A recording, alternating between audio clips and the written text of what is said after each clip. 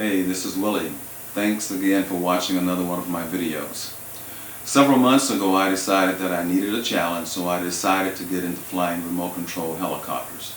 Now a buddy of mine who knew my flying skills quickly recommended the Blade 120 SR as my first helicopter, and it has been a day-by-day learning experience. The Blade SR 120 is a submicro helicopter that can be flown indoors as well as outdoors, and it's great if you want to transition from flying a coaxial helicopter, or like myself, if you just want to dive into flying your first fixed pitch single rotor helicopter. And it's great to begin with, and I'm just having a great time learning how to fly this helicopter, even though I've never done it before. To get a handle on this little bird and to learn about all of its idiosyncrasies, I searched and I viewed every, and I do mean every, video that's out there on the internet. And right away I just discovered something. There were a lot of videos on unboxing, on reviewing the specifications, and also some cutesy videos on flying the helicopter. But for some strange reason there was nothing to help the beginning pilot to learn how to fly and also how to set up the Blade 120.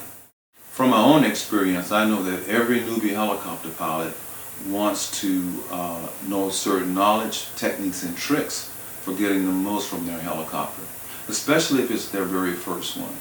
Well, that's the premise of Jumpstart Guide to the Blade 120. Where all of the other videos have failed to give information for the beginner, I want to share with you some of the things that I have learned since I have purchased my Blade 120. I want to show you how to modify and fly the Blade 120 right out of the box. Now, for the low price and for the ease in learning how to fly this helicopter, I promise you that after you have reviewed this video, that you will find the Blade 120 SR to be a great investment. So, let's just dive into the video and get a jump start on the Blade 120 SR.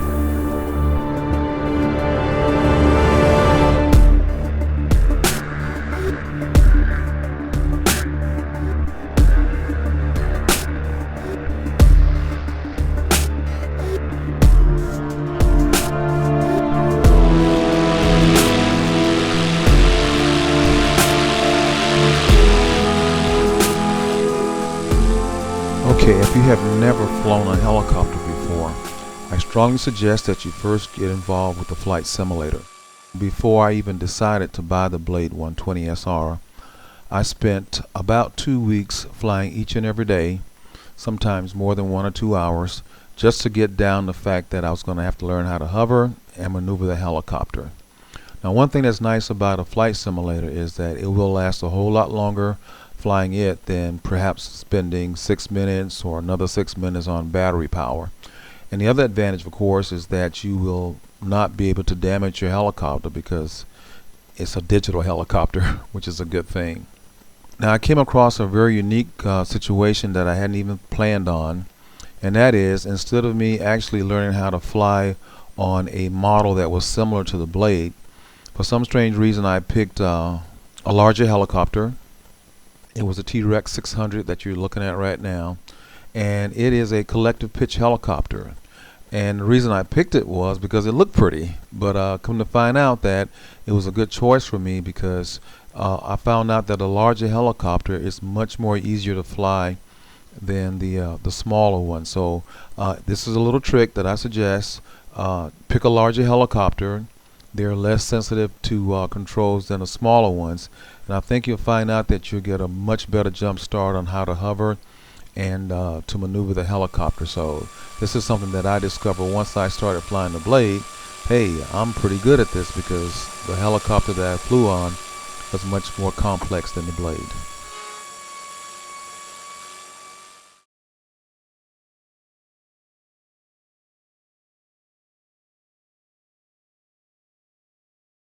I wish that I could say a lot about the instruction manual that comes with the Blade 120, but there's really not a whole lot there. But just in case you're the kind of person that likes to play instead of doing your homework, I have made note of 3 very important pages, 9, 12, and page number 13. So make sure you check those pages out.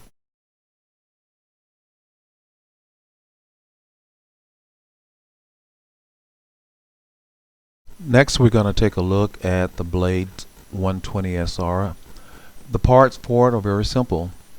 Basically, you have a canopy that covers the entire frame of the helicopter.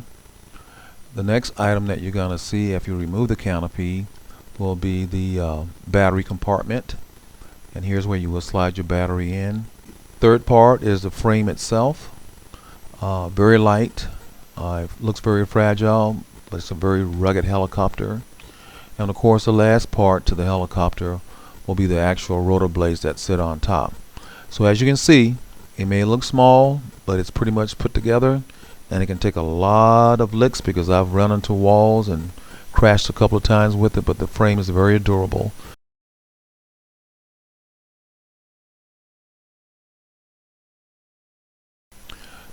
The next item on our list is the transmitter. Now, if you bought the ready-to-fly version of the Blade, then you already have a transmitter. But I bought the BNF version, and I'm using a DX7 transmitter. And I suggest that if you can invest in a much better transmitter, you're going to be able to program the helicopter to do a couple of things that you're not capable of doing with the ready-to-fly version transmitter.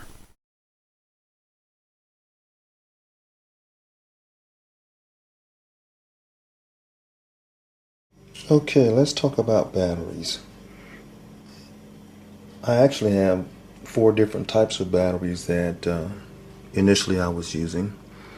The one on the left, of course, is the one that comes with the Blade 120 at the top. And the one on the right top is an extra battery that I bought. You can see that it has a little bit more output and discharge rate than the original one. There's been a lot of talk about the original battery overheating and not being as good as it could be, and so I decided to buy a market battery by E-Flight, and we'll talk about the prices on these batteries in a couple of minutes. On the bottom left is another set of batteries that I bought. This was the second set of batteries that I purchased. And because I've been using the Electron batteries in another airplane of mine, I figured that it was a good deal, especially since the price for the manufacturer batteries costs a whole lot more. And so that is the second set of batteries that you see with 4 over there. And then on the right are the last set of batteries that I purchased. And I'll talk a little bit more about them because I think there's something that you'll be pretty interested to know about them. And as you look at the batteries, one of the things I want you to notice is that the leads on the batteries are a different size. And this is something that was a surprise to me, that basically the original batteries have a shorter lead, and it poses a little bit of problems when it comes to installing the batteries.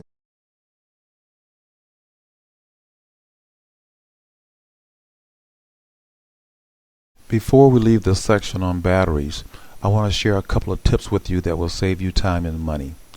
If you haven't flown remote control helicopters before and you have very little understanding about the LiPo battery, I've put together for you a document that you can simply email me and I'll send you a copy of it. The second tip that I want to share with you is how many batteries should you have in order to learn how to fly your helicopter.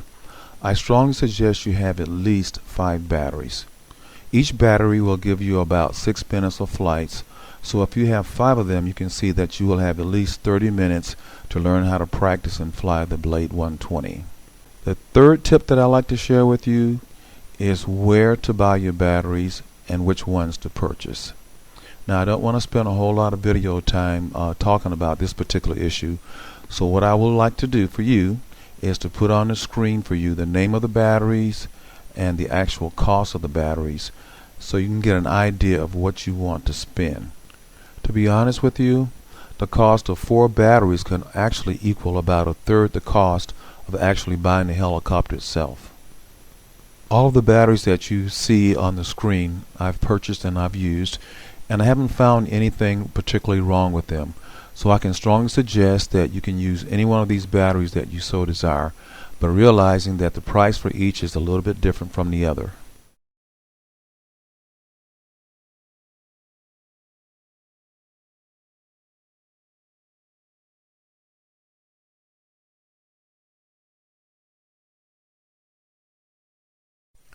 The Blade 120 comes with a charger, but if you're going to be in a sports for any length of time, I strongly suggest getting a more advanced charger. As you can see from this image, it's going to take at least 30 minutes to charge one battery. I've also discovered that my advanced charger would charge twice the amount of batteries in the same amount of time as the one that comes with the Blade.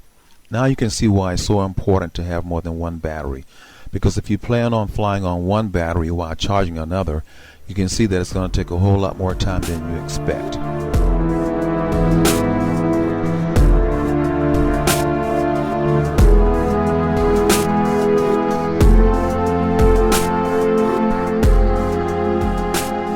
Okay, let's get into some basic modifications.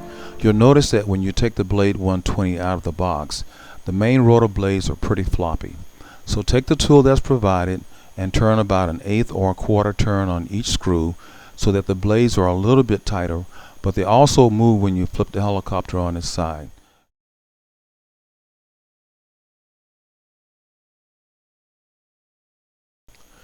Next on the list are the landing skids. As the helicopter is spooling up, it has a tendency to torque around or slide around on smooth surfaces. So what we're going to do is take some 1/8 tubing, cut them into little tiny pieces, and apply them to the front and the back portions of the landing skid. You'll notice that the landing skid has a little notch on the front of it. What you'll need to do is take a pair of scissors and cut a slit in the tubing. This will allow you the opportunity to slip it over the landing skid.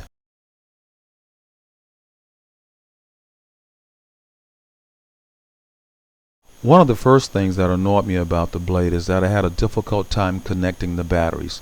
I took the canopy off, and that's when I discovered that the wire was wrapped around this post. I suggest that you unravel it, and then you'll discover that it'll be a whole lot easier for you to connect the batteries.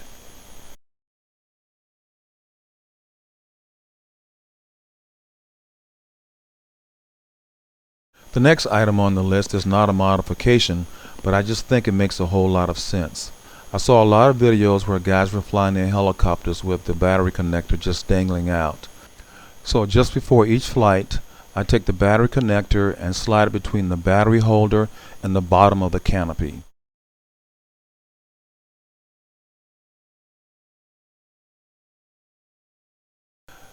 Next on the list of modifications is the canopy.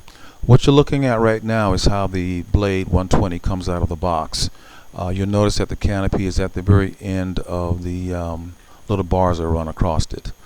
But what I've done, and this may not be a modification, is to take the canopy and push it over as far as it will go against the back part of the control board. This will give it a much slimmer look.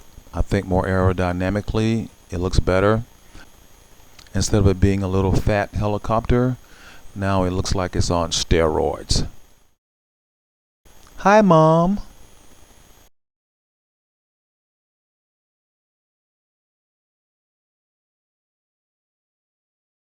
Batteries may seem to play a very insignificant part when it comes to flying remote control helicopters, but I place a lot of emphasis on them. So here are a couple of modifications that will make them last a whole lot longer. First on the list is make sure that you number each and every battery that you have. You don't want to have any mishaps by using a battery that has already been flown on. Earlier in this video I showed you the Hyperon C3 batteries. They're a great bargain, but in order to use them in the Blade, you'll have to add a little bit of Velcro in order to keep them inside the battery holder. Otherwise they will fall out. So here's a look at what it looks like to add that Velcro. The next item is not a modification, but since we're talking about batteries, I figure I would throw it in. Now the Blade has a center of gravity point, and if you insert the batteries incorrectly, the helicopter will be out of balance. Okay, this will be the last special battery modification that I'll give you. The batteries that I'm holding are the ones that I own. The one on the right is the one that comes with the Blade, and you'll notice they have different thicknesses. In order to get the aftermarket batteries to fit, you may have to round off the edges. Another thing that you may also have to do is flatten the batteries in order for them to slide through the battery holder.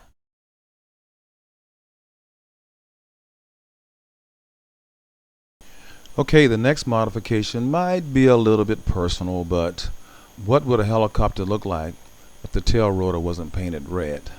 And while we're on the tail rotor, just in case you accidentally knock it off, here's a view of what it should look like when you put it back on. These little ridges should face the motor.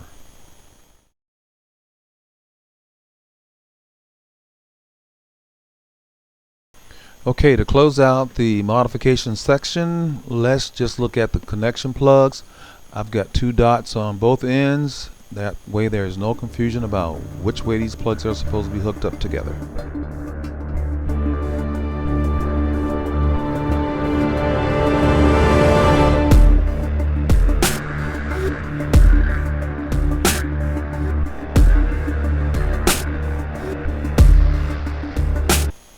Stop right there. If you haven't spent time on the flight simulator, then turn the transmitter off and take the next couple of minutes to review the following diagrams. They will give you a great start in flying the helicopter for the very first time. Now, I'm not going to spend a lot of time talking about these diagrams, but at the end of them I will give you information about how to program your DSM-2 transmitter, especially if you have the DX7S, which is what I'm using. So sit back, relax, and enjoy the music.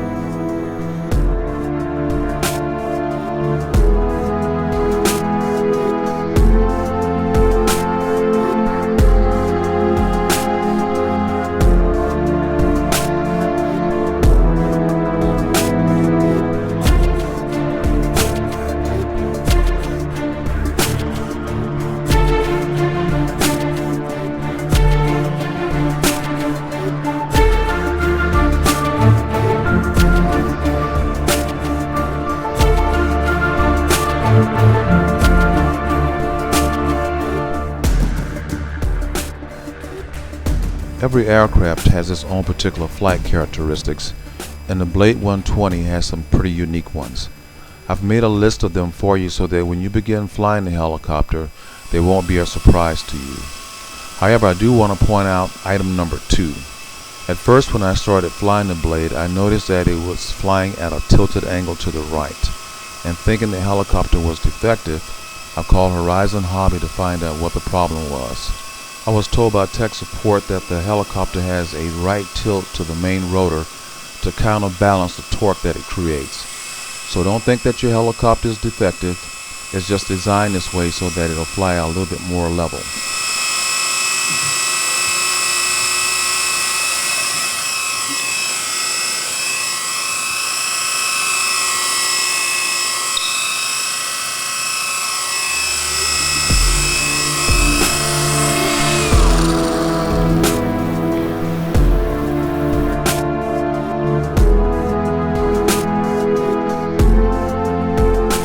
Well, we've come to the part that you're really excited about, and that is learning to fly the Blade. I can tell you right now it's going to be a great learning experience, but to help you out a little bit, I want to send you to flight school. So I've listed a couple of maneuvers that you need to practice each and every time that you go out with your Blade. And if you have sufficient battery power, you should be able to get in a lot of practices that'll help you get a handle on flying the Blade 120. So what I want to wish you now is good flying. Some days will be good and some days will be bad.